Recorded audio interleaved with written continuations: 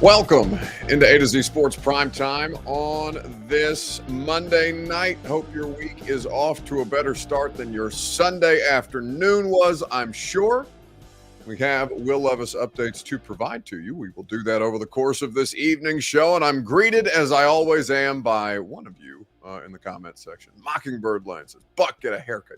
I literally just got a haircut on Friday, you vultures. We're going to get through this together. Let's not pick apart each other's personal appearances because it's a long football season, and I don't want to have to get personal with somebody, but that's all right. We're going to have fun together throughout the course of this evening. As I said, keeping an eye on the Titans' upcoming opponent. They are, of course, featured on Monday Night Football as the home team, currently trailing the Seattle Seahawks are 7-0 with Jalen Hurts and the Philly offense inside the 9, looks like right now, before that DeAndre Swift carry.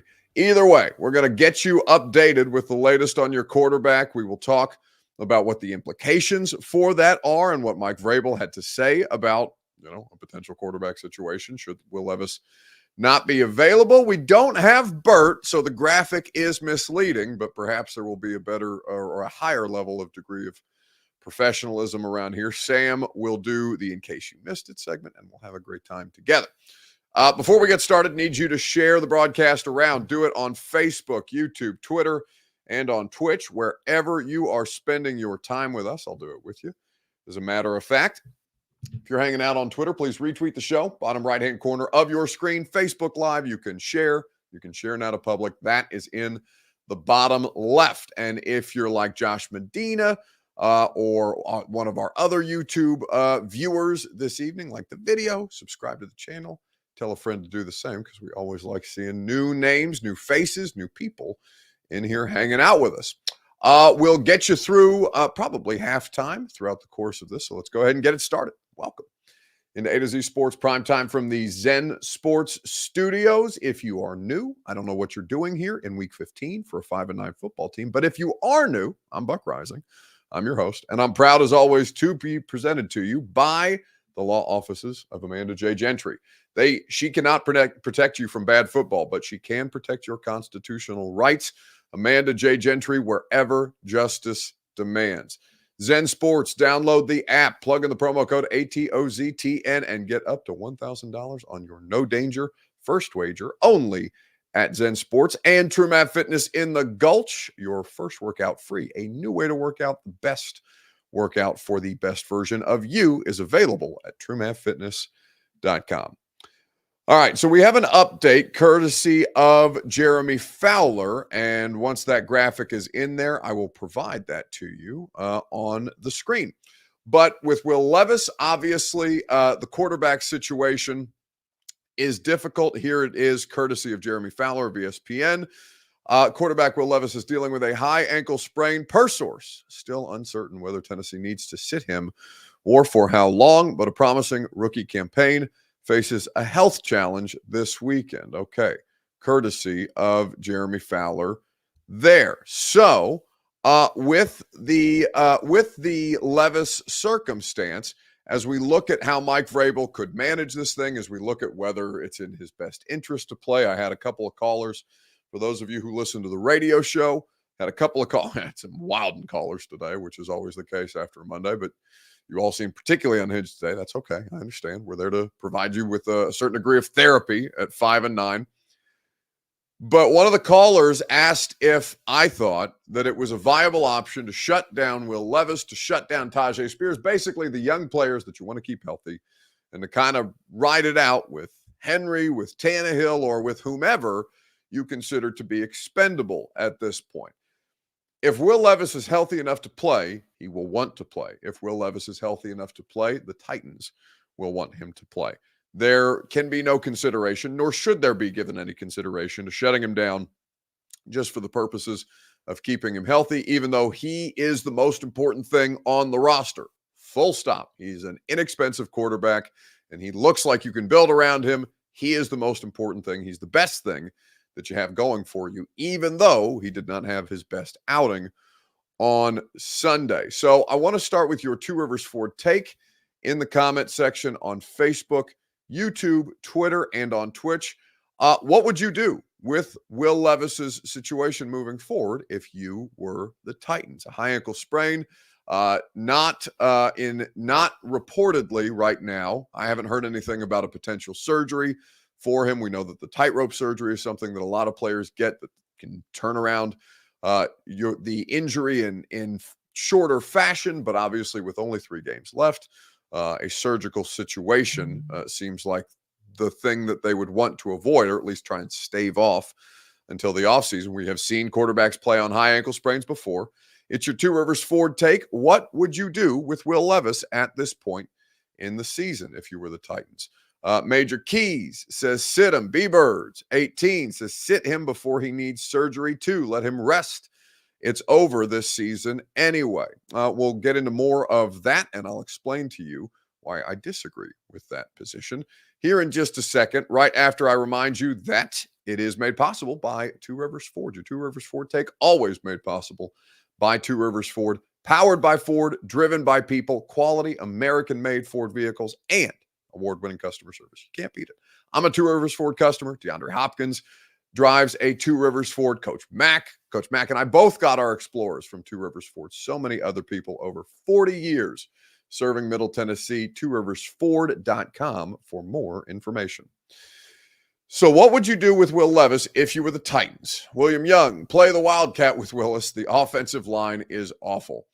We were in the locker room last night, and I'm going to be honest, it felt kind of cruel talking to Jalen Duncan and Peter Skoronski because they're 2 rookies. One's a first-round pick. We knew he was going to play. He was going to be called upon to play. He did not play well yesterday. He got a stinger. I don't know if he's dealing with any injuries beyond that, but yesterday was certainly not Peter Skoronski's finest day. And then there's Jalen Duncan, who gave up 8 pressures, 3 sacks, according to Pro Football Focus. I don't know what the coaching staff had him graded specifically with, but having access to the Pro Football Focus premium stats, they pointed out just how poor a day that he had. And we've got some more numbers on just how bad the collective left tackle situation this season for the Titans has been. But it felt cruel last night asking Jalen Duncan and Peter Skoronski, hey, do you take it personally as an offensive line group when you've gotten 2 quarterbacks hurt here, or 2 quarterbacks have gotten hurt behind this particular offensive line? Now, quarterbacks are falling like flies everywhere. Drew Lock is starting for Seattle tonight. Geno Smith has been dealing with some injury. It was kind of up in the air whether Geno would play tonight or not. We have seen backup quarterbacks. Hell, the AFC South is about to be entirely populated by backup quarterbacks. Trevor Lawrence is in the concussion protocol. We await an update on CJ Stroud's status. And of course, Gardner Minshew has the Colts in pretty, we won't say comfortable playoff position, but comfortable playoff position with an opportunity to go out there and win the division. It's pretty crazy. So you can't keep these guys safe no matter what. And that's evidenced by, I think last year we hit a new record with the number of quarterbacks that started games for NFL teams with 66, and we are well on track to reach or eclipse that mark in 2023. But it felt cruel asking these guys that question because those 2 are hardly culpable are hardly the biggest offenders for what their problems are. Now, Duncan has been objectively bad since they put him into the lineup. You've seen him have some nice snaps. He plays with great effort, and that's something to be encouraged by. And perhaps he can, work himself out as a depth piece or swing tackle or, potentially as a starting player on the interior. There will be opportunities for Jalen Duncan to make the roster and beyond next season as a 6th-round pick out of Maryland this year. But they're getting guys killed behind this offensive line. People who are bitching about a conservative game plan yesterday. You can't drop him back in a pure drop-back passing game because what happens? You had no sacks in the first half. You had 7 sacks in the second half. They're trying to run the football to keep the pressure off Levis. They are unable to run the football because their offensive line is poochies. It is a disaster on multiple levels. But to sit here and, for 3 hours a day on talk radio for 45 minutes or 30 minutes or however long we end up spending time together tonight on the primetime show 5 days a week, to do it on the podcast on the 615 session or once a week on Wednesdays with Greg Cosell. If I sit here for the next 3 weeks and tell you, well, there's nothing you can do to fix it, when that's probably the most realistic approach, there's nothing that can be done to fix it right now. You just kind of have to eat it. Of course, you're not going to accept that, nor should you accept that. But that is also the most glaring reality of their situation. Levis getting hurt yesterday, that they got embarrassed is one thing. People get fired for embarrassing their ownership groups. John Robinson embarrassed the ownership group of the Tennessee Titans when Philadelphia Eagles fans were sitting in the bowels of the link giving Amy Adams Strunk and her family double middle fingers saying thank you for AJ as he scored his second touchdown on their necks. They got embarrassed yesterday by Case Keenum and Noah Brown, not Nico Collins, not CJ Stroud, not Will Anderson, who had one of the 7 sacks, right? None of those players played yesterday for the Houston Texans. And you lost to the Houston Texans on the one day that you couldn't. You absolutely couldn't while you were wearing the Houston Oilers uniforms, because they don't get the uniforms back just because they beat you, like J.J. Watt alleged yesterday on social media, but they get to talk shit to you for the rest of the week, and you can't say anything back to them. So the whole thing is excruciating. But that they got embarrassed and got the quarterback hurt is why Mike Vrabel is being asked last night. And I think Kaharski was the one who asked the question about, is there any degree of organizational guilt about the product that's been put in front of the quarterback and the running back right now? They're failing Derrick Henry at the end of his career generally. I don't know if it's the end of him here. I imagine they have a pretty good idea what they want to do with Derrick at the end of the year, and I would be shocked if he came back, but the door is not closed by any stretch of the imagination. And in fact, I heard last night that Derrick Henry was very, very upset with the coverage of his comments. Derrick Henry was supposed to have and is still going to have an event tomorrow for kids in the community at Dick's Sporting Goods, but that was then closed to external media because Derrick is that upset about the way that he was covered yesterday. That was something that I planned to go to because that's, community events. Things are always good opportunities to, cover the players in outside of what it is that they're doing on the football field. Because right now that's a bunch of shit. And there's a little bit of feel good to be found around the holidays, and Derrick Henry handing out presents. I think that's a good thing to showcase for people. I also think it's a goodwill gesture from media to athletes when, we sit here all week telling you how shitty you are, but, we appreciate what you're doing for the community all the same. That was closed to external media because Derrick's that pissed about the coverage of his comments last night. I think that what you look at with the Titans situation, the one thing that you cannot afford to do is sit him if he's available to play. Talking about Levis, and I'll explain what I mean here in just a second. I'm going to let you hear from Will Levis, and for some reason, Sam, just so you're aware, because Sam is helping us out tonight, none of the things that you uploaded are showing up on my end, so I'm going to require you to provide me with an assist here. This was Mike Vrabel. Do we have Vrabel or Levis? Just give me a thumbs up on Vrabel. Okay, it's Levis. Okay, so we're going to hear from somebody on Will Levis's injury last night after the game. If Will can't go, is it simply Ryan, or do you have to consider Malik? I don't think Ryan would. We'll see where we're at based on Will's health, and we'll keep you updated. So that's Mike Vrabel being non-committal about the quarterback situation, not even non-committal about Will Levis, but being non-committal about the backup, which I just want to grab him by the shoulders and say, Michael, you do not want to watch Malik Willis play quarterback again. You know this. I know this. You're miserable enough. Don't make yourself more miserable. And I don't mean that as a shot at Malik. But let's be realistic about where this thing is right now. And if you're actually serious about this, then I don't think being non-committal about the backup quarterback situation benefits anybody, other than, I guess, to keep both of them engaged. I don't know. If you have to do that to keep professional athletes engaged, I think you're pretty down tremendous. But I think that the situation right now for Will Levis is difficult because I understand why fans want to sit him. And I'm going to explain why I disagree with that logic here in just a second, right after I remind you that the Primetime Show is presented by TrueMath Fitness in the Gulch. Go to TrueMathFitness.com for your first workout free as a Middle Tennessee resident. No workout is ever recycled. No workout is ever repeated.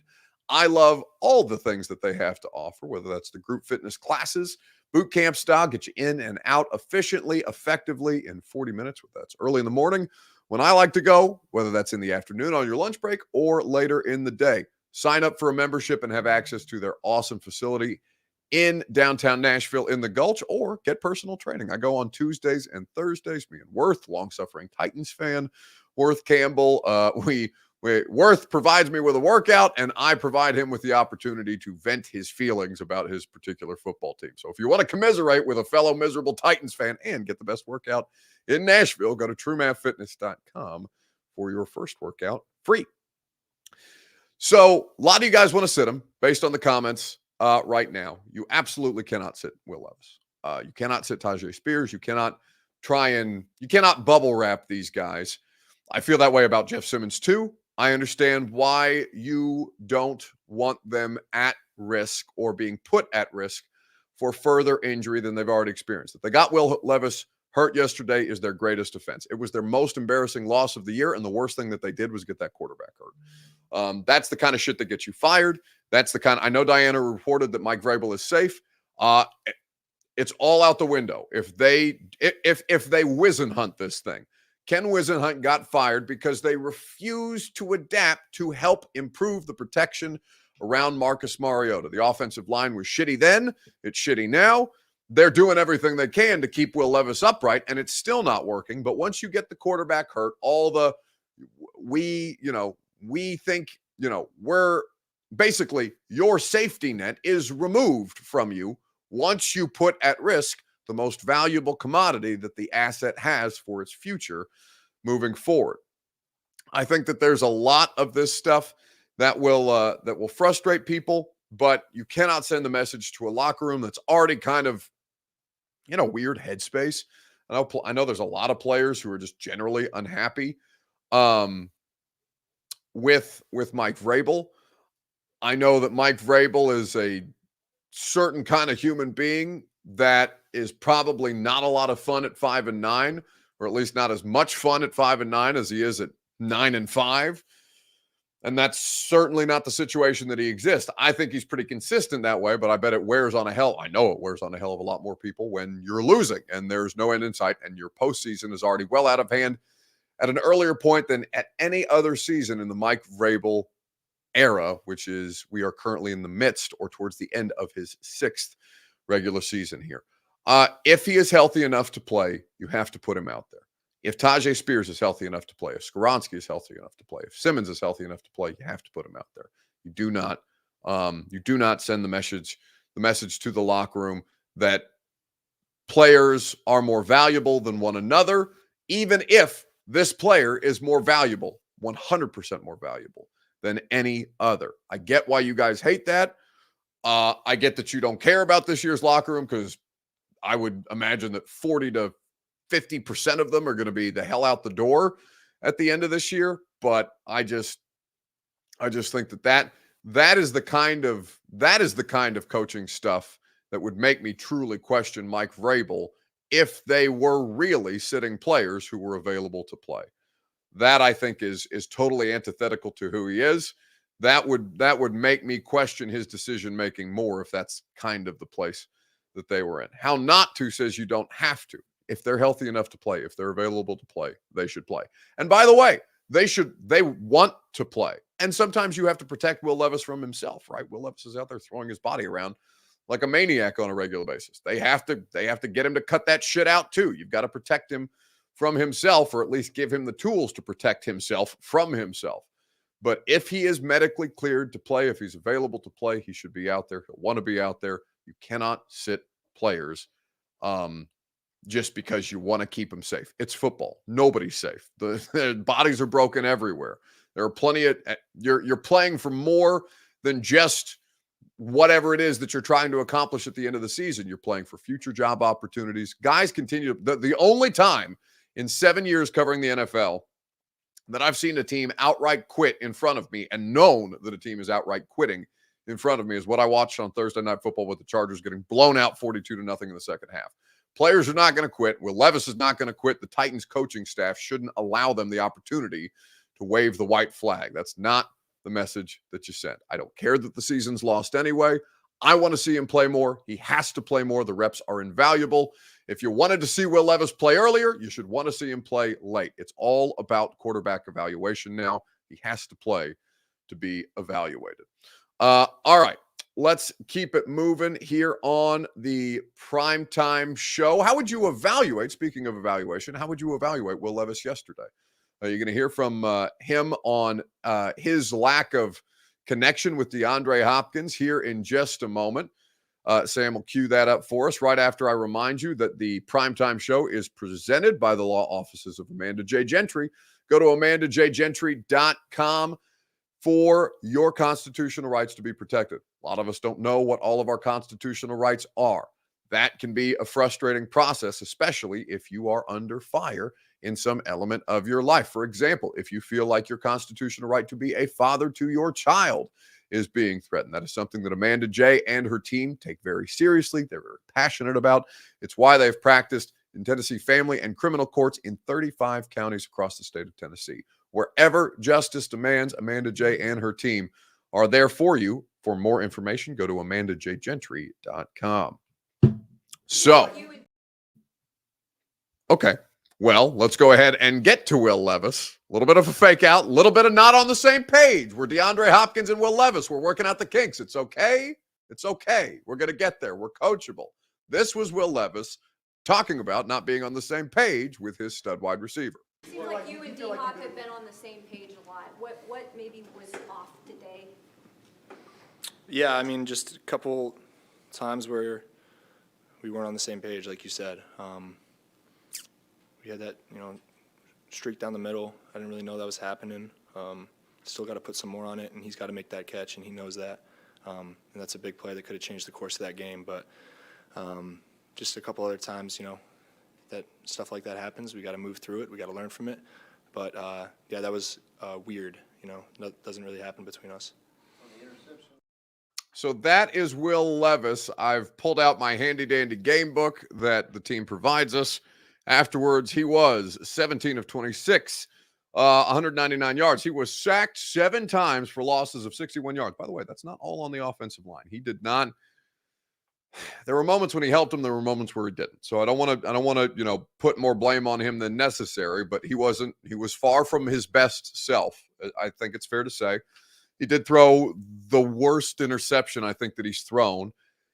And then they kind of, no pun intended, tightened the reins on him, tightened things up in a sense that I think indicates more constipation than anything else. They really, really backed things up. They tried to protect him from the poor offensive line play by running the football. They couldn't run the football, so it just ended up looking like they were running into a brick wall the entire time. The Texans had a good game plan. Derrick Henry said afterwards in the post-game press conference with us last night that he felt like they had an answer for everything, which is kind of shocking to hear because the whole thing about Mike Vrabel is he's supposed to put you in the best position to succeed and that they had an answer for everything. One, speaks to the futility of this year's Titans offense, and two, says a lot about the coaching staff that they're just unable to change up what they're doing at all to give this team the best position to succeed. The players are going to be blamed for a lot of this shit. A lot of the players on the roster are insufficient as starting caliber NFL professional athletes. They're insufficient. The roster is bad, but the players should not always be the default scapegoat. The coaches did not have a good game yesterday. They were outmaneuvered by DeMeco Ryans, who had just as little as they did to work with and still found ways to win games. So this is a highlight of Jalen Duncan and Peter Skoronski getting absolutely dummied at the line of scrimmage by Malik Collins, who had a day. Derrick Henry contacted at or behind the line of scrimmage so often on a bunch of these first down carries. Whether it's the screens that they're trying to get, they're just trying to find ways to get them to space, and they cannot. This is my thing. Like, the answer is that they have no answers, and you can want somebody fired for that. I don't think, like, if if they did a Staley, right? If they turn around on Monday, of course this didn't happen, nor would this happen. But if Amy Adams Strunk said, all right, enough of this shit, I'm going to fire Mike Vrabel today. I'm tired of watching 3 yards in a cloud of dust and mostly a lot of punting. I'm tired of it. If she came in and fired Mike Vrabel today, would that fix your problems as a football team? No. Does that guarantee that your problems are going to be fixed at the end of the season? No. The roster has significant work that needs done on it, and there's no way to determine whether they're going to have success with that or not, especially if you fire somebody like Mike Vrabel, who has a ton of personnel control. Then you're throwing things even more into flux. Now, I'm not saying that there should not be changes made at the end of the season. And by the way, if we feel that they are incapable of doing the one thing, the most important thing for this roster, which is keeping that quarterback safe, then yes, considerations should be made to making changes at the top. I don't think we're at that point yet. I still think that Mike Vrabel would get a job before anybody, including his family, found out that he had been fired here. And that, I think, alone is enough for Amy Adams Strunk to have some level of patience about potentially moving on from him. But I've never felt less certain about his future here than I have at any other point. It's not just because they got eliminated from the playoffs at the earliest point in his tenure as a head coach during a regular season. There's a lot of personnel problems. The coaching is also insufficient. Anyway, let's keep it moving on this Monday night. The question being, of course, how would you evaluate Will Levis quickly before we wrap things up? I don't think it was his worst. His worst performance was Tampa. I thought they could get absolutely nothing accomplished. He did have a turnover in that game. I don't think the turnover was outright his fault, but he was just it was his Cleveland game, right? Tannehill just had no shot against the Cleveland Browns. Tampa for Levis felt like the same. I thought that was the worst of it. Yesterday, really the only redeeming quality of him was the opening drive, and that he was finding ways to get the ball out without taking more sacks, because he had a hell of a lot more hits than he did sacks yesterday, and he was under constant duress by a Texans pass rush that was without their top draft pick at outside linebacker and Will Anderson, and who's not been like, he's not Myles Garrett certainly, but that there were 7 sacks given up yesterday and that none of them came by players named Will Anderson is a pretty shocking thing to read if you're looking at the box score for Titans-Texans, understanding all the different players that missed for Houston and how Tennessee just absolutely mangled that at home. So with that, we'll move on. We'll see if we can turn to some positivity. Normally, Bert is here to smoke cigarettes in our face and make us laugh. I don't know if Sam has cigarettes. I don't know if he's prepared to make us laugh. I don't know what he's going to do, but we'll find out right after I remind you that the Primetime Show is presented by Zen Sports. Download the app, plug in the promo code ATOZTN, and get up to $1,000 on your no danger first wager. Football season still continues, even though the Titans playoffs are dead in the water. The NFL bowls all around the corner. You've got the NBA, college basketball, and hockey as well to get you involved. Plug in that promo code ATOZTN. Terms and conditions do apply. Must be 21 or up in Tennessee to bet. Gambling problem? Call the Tennessee Red Line, 1-800-889-9789. All right, Sam, what do you got? All right. So I don't really know how Bert does this. I didn't know I was supposed to come with like humor or anything like that. He does it chemically enhanced, so you're already behind the 8 ball. Yeah, well, I got a couple things for you, a couple sports things, and then getting into the holiday spirit here, Buck Rising, and seeing what a Scrooge you might be. Are you a Scrooge? Because I think you're either like a Scrooge or you're like a sneaky Christmas guy. What do you think I am? I think you're a Scrooge, but I could see the sneaky, like you're nowhere in between. There's no. I don't think there's I don't operate in any kind of neutral. There's no middle ground. So you're either like wearing the pajamas and like, because I did hear about a certain Christmas sweater you wore one time to a Titans press conference. That reindeer humping at a Mike Vrabel press conference, and then I got you gonna eat a bowl, or you get a bowl of soup with that sweater, or some kind of reference to a 40-year-old movie that I'd never seen. So is that indicative of?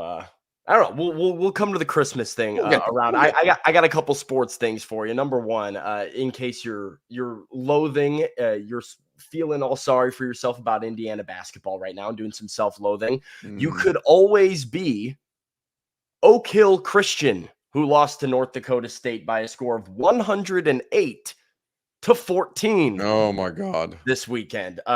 So that stood out as I was scrolling the Twitter sphere, 108-14. And I have to preface and just say, like, this is not an unbelievable basketball team in North Dakota State. They lost the game the next night to Illinois State by 10 points. They've lost games to Grand Canyon, San Jose State. They lost to UC Davis by 20 and barely beat a team called Wisconsin Stout. But if you are the Stout, not even a directional school, Wisconsin Stout, Wisconsin indicating that they're sturdy. Stout.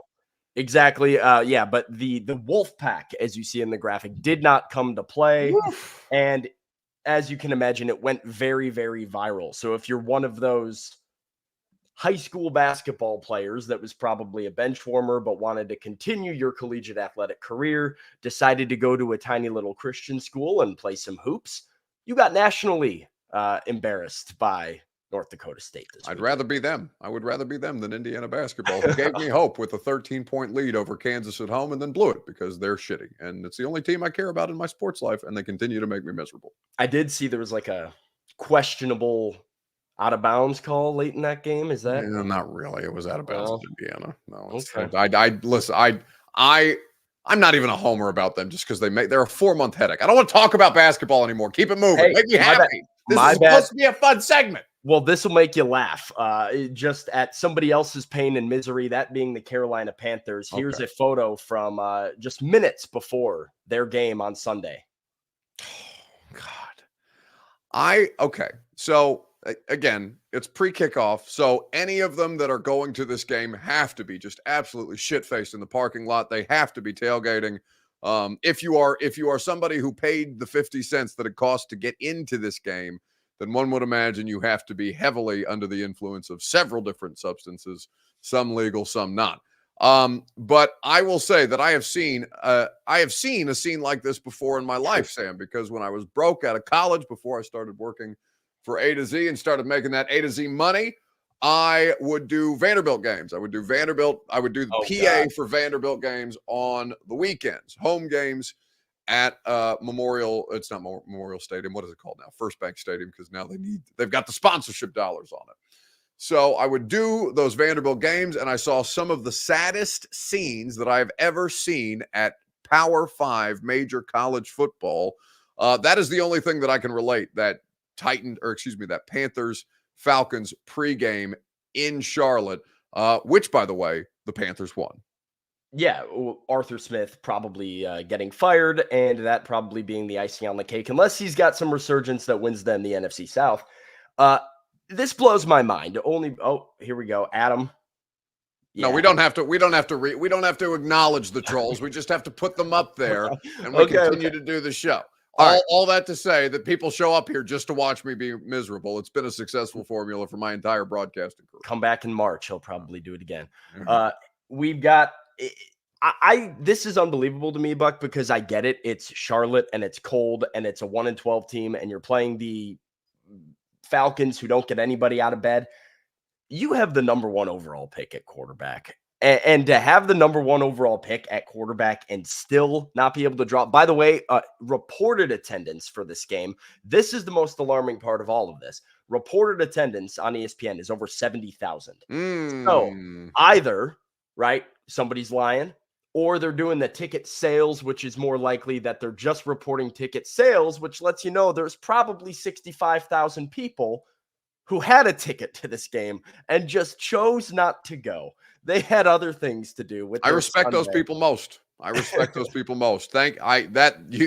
Send a message that I'm willing to pay for your tickets and not show up to your game because your football team is so awful. There we go. All right, last one I got for you. This is my holiday one. So I guess let's start it off. What's the Christmas vibe? Are you driving around listening to Christmas music, feeling all holly and jolly, or are you a Scrooge? This is the rare place where I am, in fact, in the middle ground. I love, you and I were talking about this in the press box, I love music that may not necessarily be the holidays, but kind of connotes a holiday vibe. I love Dean Martin. I love Frank Sinatra. I love Sammy Davis Jr., the Rat Pack. So if I'm if I'm cleaning around the house on a Saturday as I was, and You're into the Bublé album.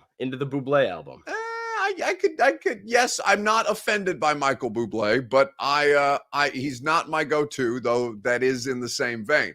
I refuse to put up Christmas decorations. I hate them at my house. I like them at your house. I like them when I don't have to put them up. I'll drive around and look at them, and I'll admire them. I'll be grateful that they're in my neighborhood, but I absolutely refuse to put up Christmas decorations in my home. That is not something that I have time for.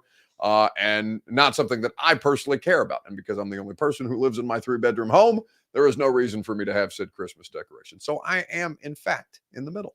Yeah, I would never put up decorations in a house that I lived in by myself. If I'm not with a significant other, if I'm not with my parents, if I'm not in a home that other people that loved ones of my own that I can celebrate with, no Christmas decorations are going up.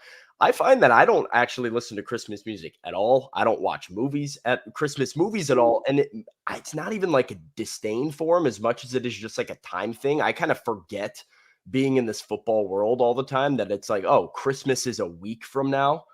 And it kind of just sneaks up on me. It's not. Oh, well, that's, I have an easy explanation for that. That's because you now work in sports and the holidays don't care. Holidays don't matter. That's been a blessing and a curse, because if you enjoy the holidays, then it sucks to be away from family and stuff like that. But if you don't like your family at the holidays the way that I don't like my extended family at the holidays, unless you're my aunt and uncle and listening to this live stream somewhere on then I love you very much. But I hate those things.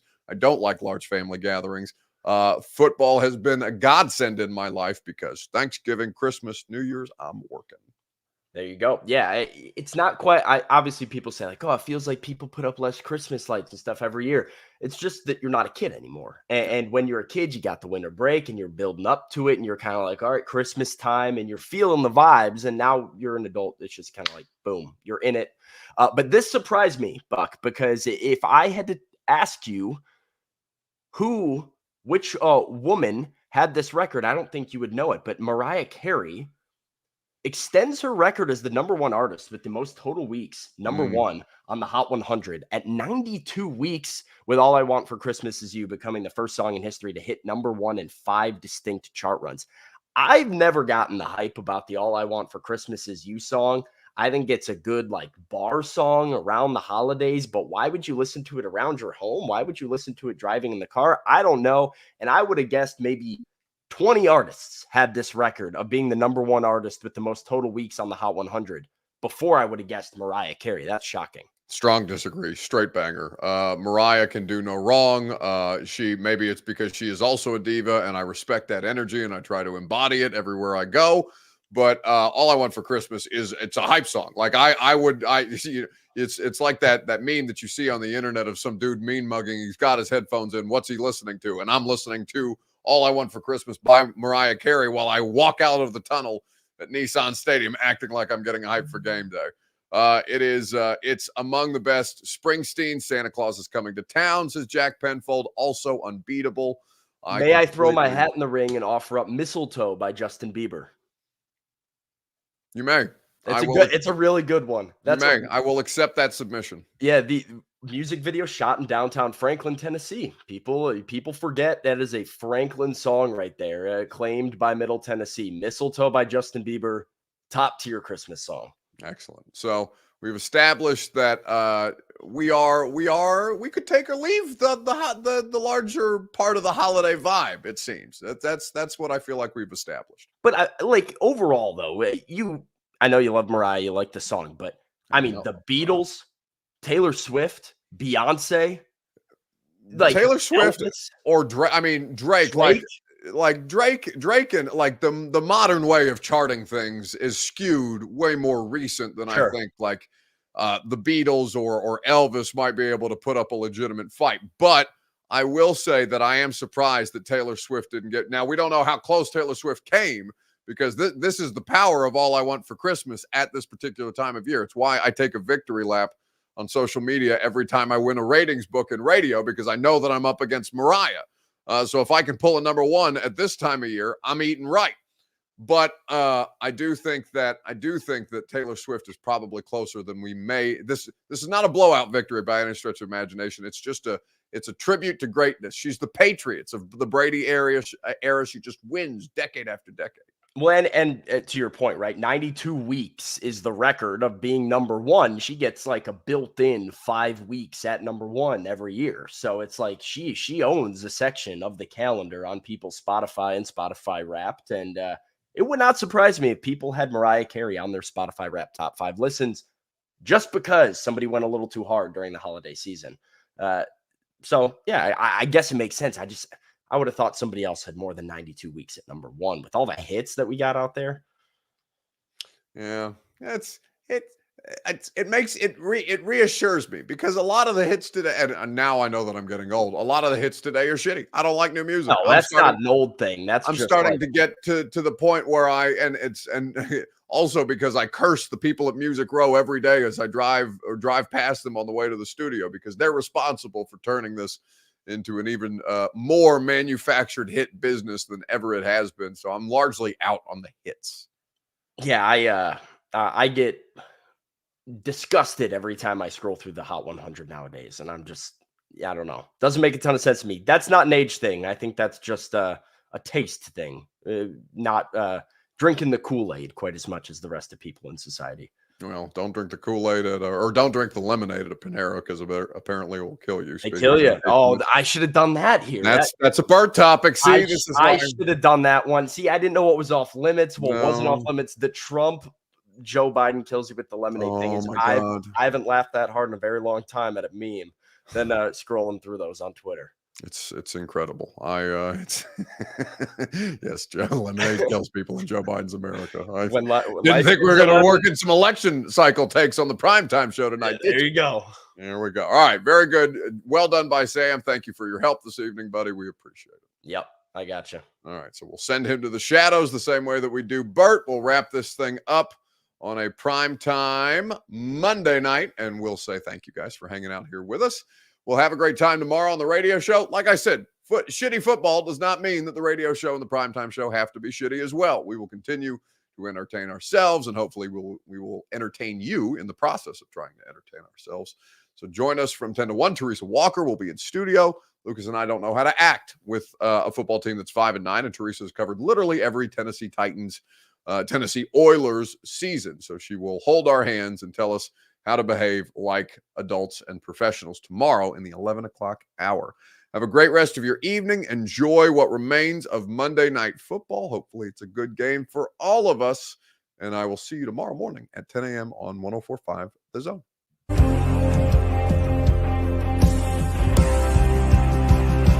This is our Colts. This is our team.